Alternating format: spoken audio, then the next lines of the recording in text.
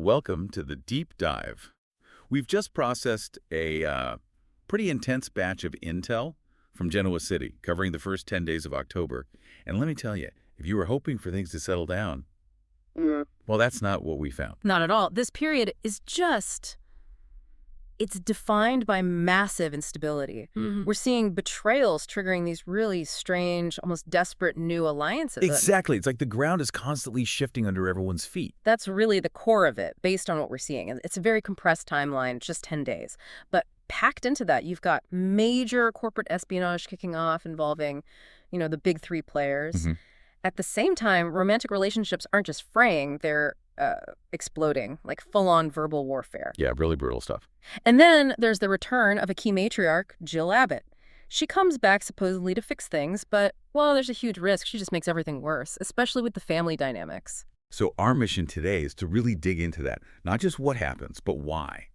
What are the motivations? What's driving these characters through these flashpoints? Exactly. The psychology behind the power plays and the emotional breakdown. And it seems like the big theme weaving through all of it, boardroom, bedroom, everywhere, is basically self-preservation, damage control. Definitely. Trust is just collapsing left and right, and that breakdown forces people into these, incredibly uneasy alliances, mostly focused against Kane Ashby as this external threat. It's a masterclass in calculated self-interest, really. Yeah. And it all seems to kick off with just maximum drama between Kyle Abbott and Claire Grace. Okay, let's dive straight into that. This immediate blow-up between Kyle and Claire seems to really set the tone, doesn't it? It absolutely does. And it happens right away, Wednesday, October 1st. The whole thing centers on Claire planning this trip to Los Angeles. Right, and Kyle immediately jumps in. He does. And what's fascinating, or maybe predictable, is how he frames it. He confronts her about L.A., insists this guy she's meeting, Holden Novak, is a playboy. He calls the whole sightseeing plan a trap. He's positioning it like he's just looking out for her. But it feels like something else is going on there. Control, maybe? Oh, absolutely. It's classic Kyle, masking his insecurity, maybe his possessiveness, under this thin veil of protective concern. He wants to influence her choices, keep her sort of in his orbit. And Claire, given her history with Jordan's control, she must be hypersensitive to that. Exactly. The sources say she sees right through it. She just flat out rejects it, tells him pretty bluntly her plans don't revolve around him. And that it's none of his business. A complete shutdown. She's drawing a hard line. Which makes sense, considering what she says next. Yeah.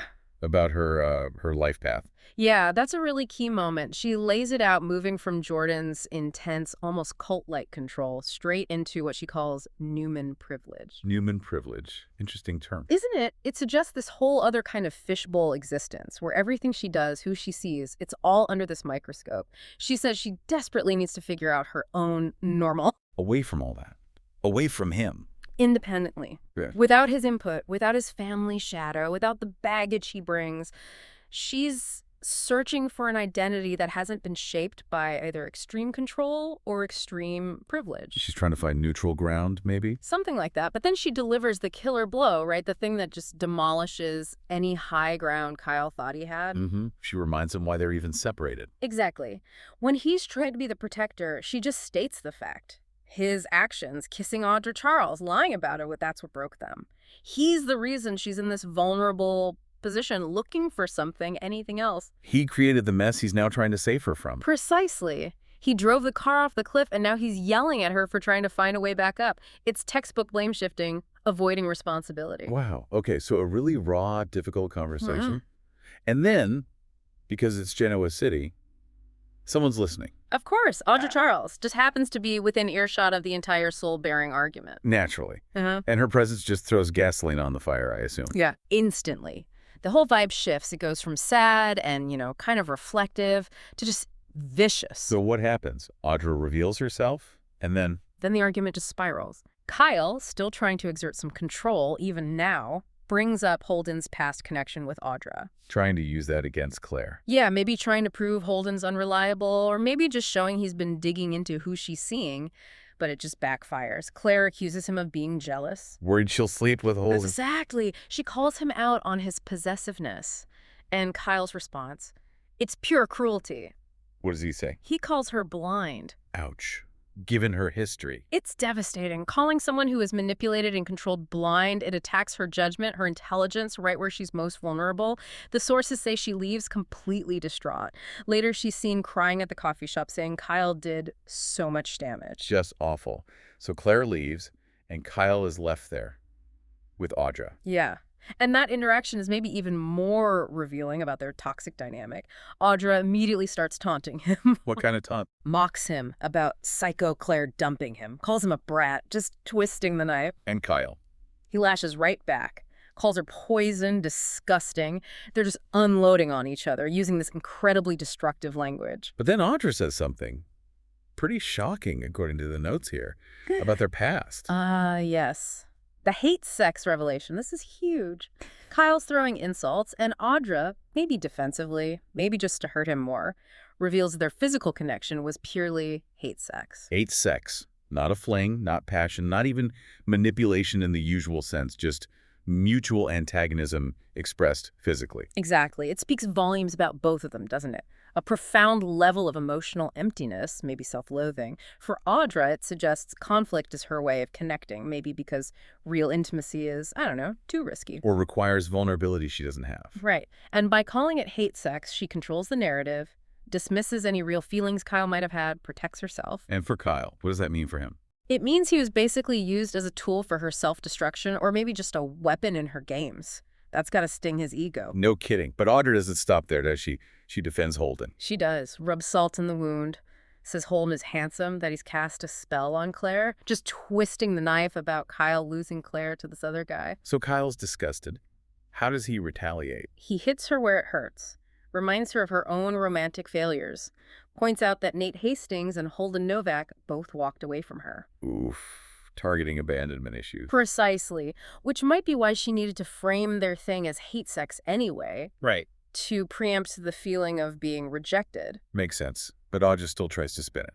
Oh, always. She insists she's still winning because, hey, Kyle and Claire split up. That's enough of a victory for her. Just causing chaos is winning. That level of desperation for any kind of win, it's telling. It really is. And it fuels Kyle's final move in this exchange. He's had enough. He vows revenge, promises payback on Audra. So by the end of this one day, Wednesday, we've got Claire heading to L.A., seeking freedom, possibly recklessly, and Kyle now laser-focused on getting back at Audra, the woman who helped blow up his relationship in the first place. Intense is an understatement. Okay, so while all that personal drama is exploding, there's this whole other layer of equally intense stuff happening on the corporate front. Absolutely. The volatility just ripples outwards. We pivot now to this, well, incredibly unlikely and super tense alliance forming between Victor Newman, Jack Abbott, and Michael Baldwin. Victor and Jack, allies. That sounds fundamentally unstable. It is. The source material captures this perfectly. They meet. Jack tries to frame it positively, says, we're allies now.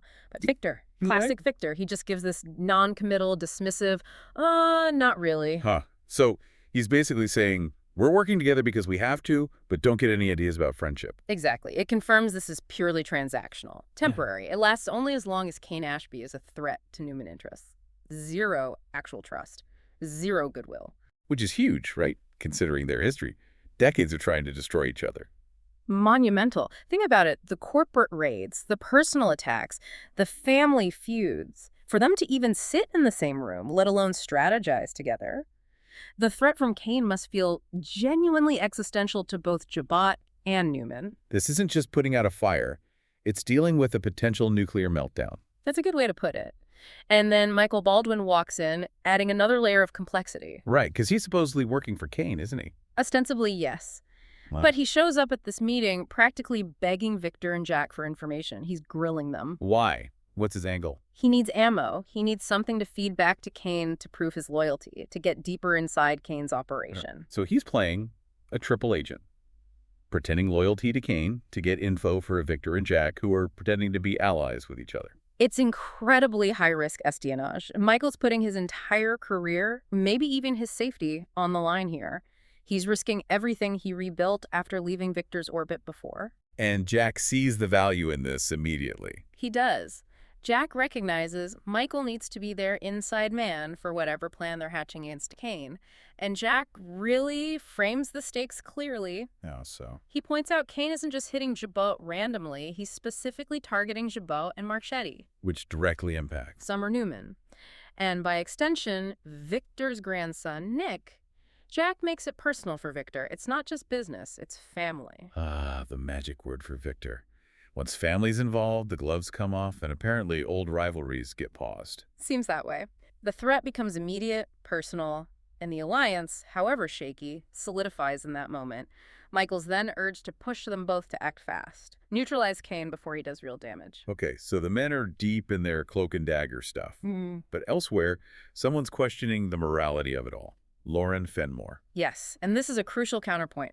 Lauren confronts Nikki Newman. She suspects Michael isn't really working for Kane, but is back under Victor's thumb, using Kane as cover. And Nikki thinks this is plausible. She does. Which is pretty telling about her view of Victor's methods, isn't it? Definitely. But Lauren takes it further. She's frustrated.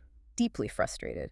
She points out the pattern, Victor treating Michael like garbage, historically, and Nikki even admits, yeah, Victor treats his own sons that way too. Which leads Lauren to use that word.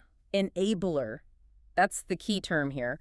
Lauren flat out accuses Nikki of enabling Victor's behavior. Let's unpack that. What does she mean by enabler in this context? She means Nikki ignores or downplays Victor's ruthlessness. She lets him get away with treating people terribly, including Michael, just like Michael himself used to do. Lauren's basically calling out the whole system that allows Victor to operate like this. It's about Nikki's pattern of retreating, not pushing back. Exactly. Her tendency not to confront Victor directly, especially when it involves his business dealings, effectively gives him carte blanche. Lauren reminds Nikki that Michael actually quit working for Victor years ago precisely because Victor wanted him to destroy Jack. Michael drew a line back then. And now he seems to be crossing it again. Which is Lauren's point. But Nikki defends herself, or maybe defends her coping mechanism. How? She says she can't change Victor, she can't change his feelings about Jack, and ultimately, she loves him regardless. That love, that loyalty becomes the justification for enabling the behavior Lauren finds unacceptable. Prioritizing the marriage over maybe calling out Victor's actions. Right. But Lauren's reached her limit. She says she can't stand watching Michael get sucked back into Victor's world, sacrificing his integrity again. She demands Nikki confirm it. Is Michael working for Victor? So this puts Nikki in a tough spot. Does she confront Victor? She tries. She goes to Victor, attempts to get a straight answer about him working with Michael again. And Victor. Plays dumb, total sidestep. He uses non-answers, misdirection, avoids the question entirely. Textbook Victor. Does Nikki push him? She calls him out for not answering, which is something, I guess. But the source notes specifically, as usual, she doesn't press him. She lets it go. She retreats. And Victor gets his way. He does. The moment Nikki leaves, he's on the phone with Jack, confirming their plan, the Michael operation, is on track. Business as usual, marital tension be damned. So Nikki is left knowing something's up, but without confirmation. What does she tell Lauren? She eventually has to confirm Lauren's suspicion. Yep. Tells her, yes, Victor and Michael are definitely up to something. And that confirmation is enough for Lauren. It seems so. The implication is this leads directly to Lauren confronting Michael, and the sources say she walks out on him. So the corporate war, built on these lies and fragile alliances, immediately claims a casualty on the home front. Wow. The collateral damage starts early. Ah. Okay, so we've got personal relationships imploding, corporate espionage in high gear. It feels like the perfect time for a powerful figure to return and try to sort things out. Enter Jill Abbott. Exactly. Part 3 kicks off with Jill's return on Thursday, October 2nd. She arrives back in Genoa City, seemingly ready to tackle the chaos head-on. But her agenda isn't simple, is it? The notes say it's like a triple agenda. Yeah, it's complex. She's got 2 main problems to deal with immediately.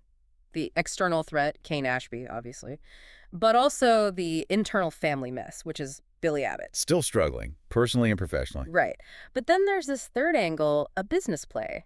Jill immediately sets up a meeting with Sally Spectra. Sally. Why Sally? To discuss funding for Abbotcom. That's the official reason. Okay, seems straightforward enough, but there might be more to it. Well, the implication is that Jill might see Sally not just as a potential investor, but maybe as an ally. Someone who could potentially help manage Billy or help stabilize Abbotcom in a way Jill feels Billy can't on his own. And that raises a really interesting question for the listener, doesn't it?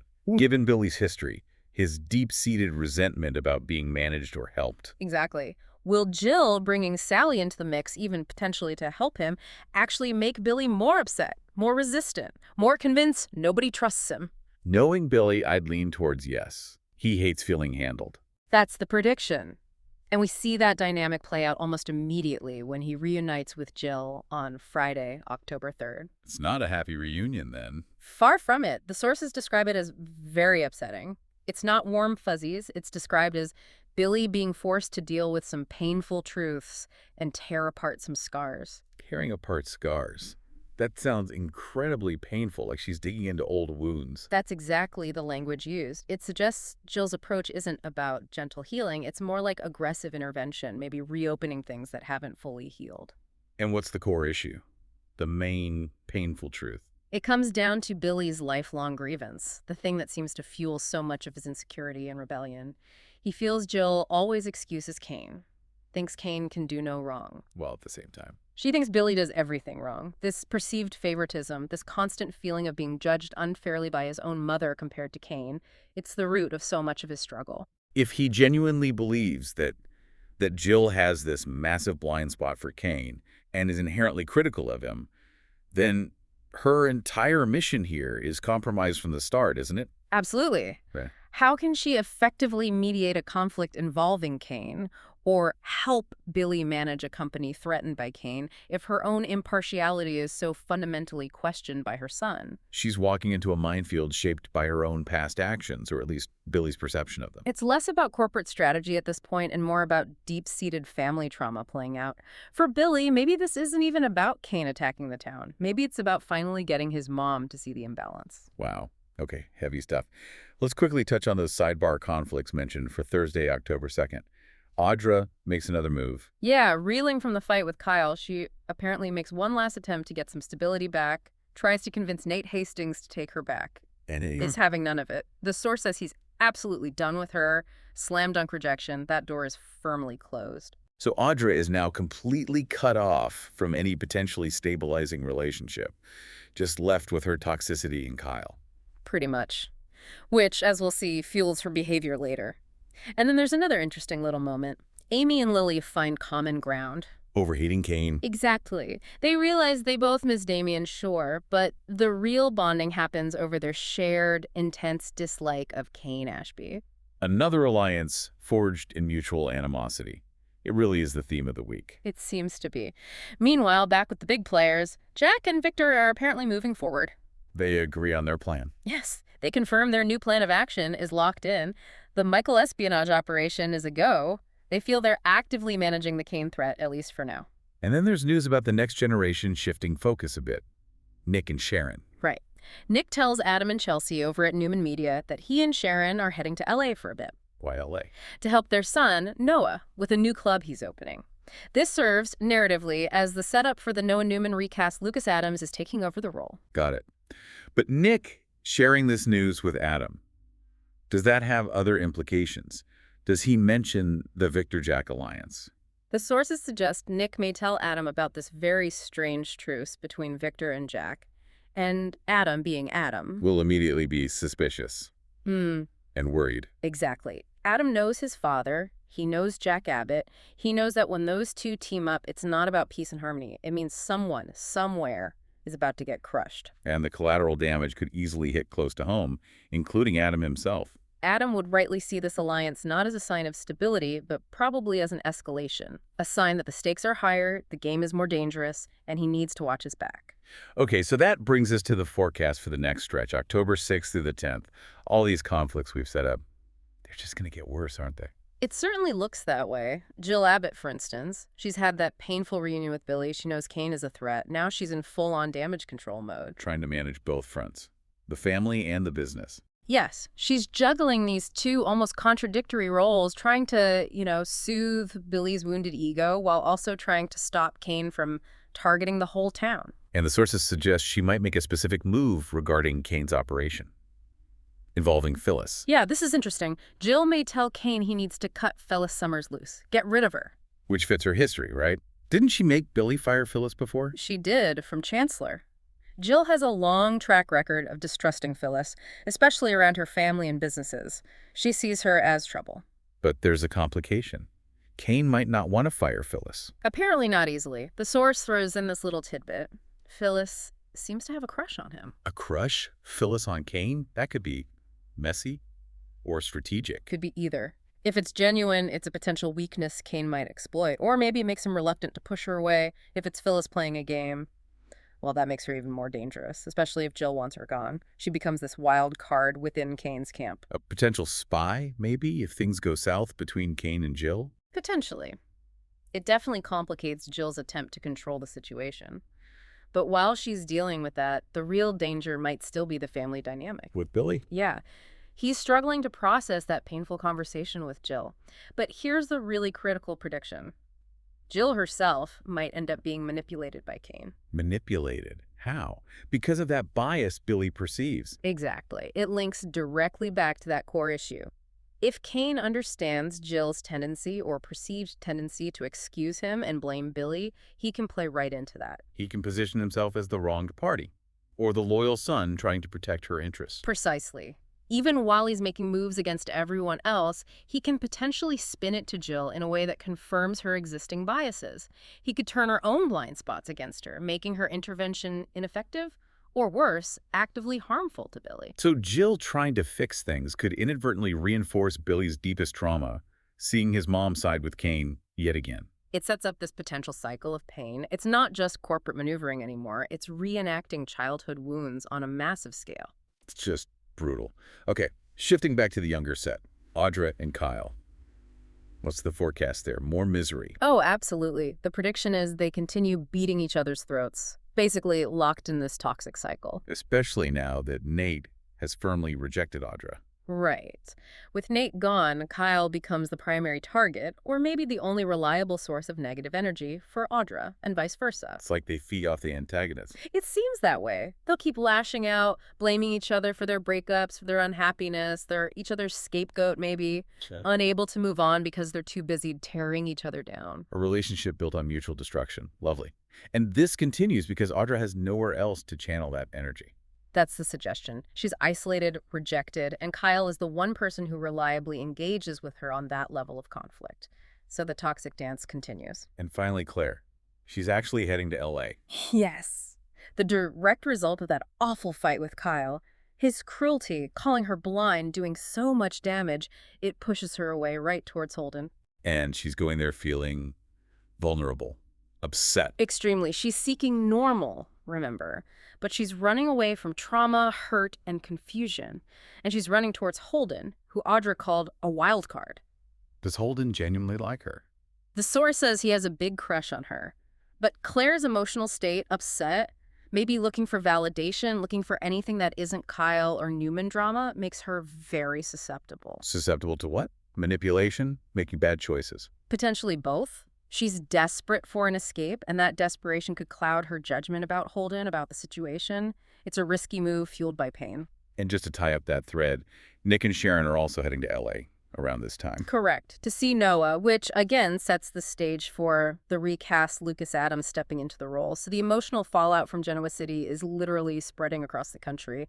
Distance isn't solving the underlying issues of betrayal and broken trust. It really isn't. Wow. Okay, that was a lot to unpack in just 10 days. So if we boil it all down, what are the absolute key takeaways, the essential nuggets of knowledge we've gained from this deep dive? For me, a huge one is understanding the true nature of that Victor Jack Michael alliance. It's purely cynical, purely transactional. Necessity, not friendship. Exactly. It exists only because Kane is perceived as this massive mutual threat, and Michael's role in it just highlights the extreme lengths they'll go to, sacrificing ethics, relationships, just to maintain power and control. Yeah, the cost seems incredibly high. I also think we've got a much deeper understanding of Claire's motivation. Definitely. Her search for normal. It's not just about dating someone new. It's about escaping these two incredibly powerful controlling forces in her life, Jordan's past abuse and what she called the Newman privilege. Holden isn't the goal. He's just the escape route, maybe. Possibly. Or at least a symbol of something different, something outside that intense scrutiny. It explains why she's taking such a risk. And what about the Lauren and Nikki conversation? That Yeah. felt significant. Hugely significant. Lauren calling Nikki an enabler, and Nikki, well, not really refuting it strongly. That admission, even if implicit, tells us so much about the Newman power structure. It explains how Victor operates with such impunity. Nikki's retreat allows it. It's a systemic issue within their dynamic, and it keeps that cycle of behavior going. That felt like a major psychological reveal. Totally agree. What about the most surprising details that jumped out at you? Honestly, Audra's hate sex confession, just the casual brutality of it, it completely reframes her entire connection with Kyle. That was jarring. Yeah, that was a big one. For me, maybe the fragility of the Victor-Jack truce, realizing it, hinges on something as specific as protecting Nick and Summer. Yeah. It feels like it could collapse at any moment. Good point. And we can't forget the raw emotion in that Billy and Jill confrontation. Understanding that Billy's struggle isn't just about business, it's about this lifetime of feeling second best to Kane in his mother's eyes. That deep resentment is powerful. It really is. Which leads us perfectly into our final provocative thought for you, the listener. We've talked a lot about Jill's bias, or at least Billy's strong perception of it, that she thinks he does everything wrong while excusing Kane. Her impartiality seems fundamentally compromised by this history. So the question is, if that's true, if her judgment is clouded by these maternal blind spots, how likely is it that her big damage control mission can actually succeed? Can she effectively help Billy and stop Kane if she can't see the situation clearly? Or is she inevitably going to repeat past patterns? Is she doomed, maybe, by her own history and the wounds she's already inflicted, to just exacerbate the whole mess, make those family scars even deeper as this corporate battle rages on? Something to definitely keep thinking about as the chaos inevitably continues in Genoa City.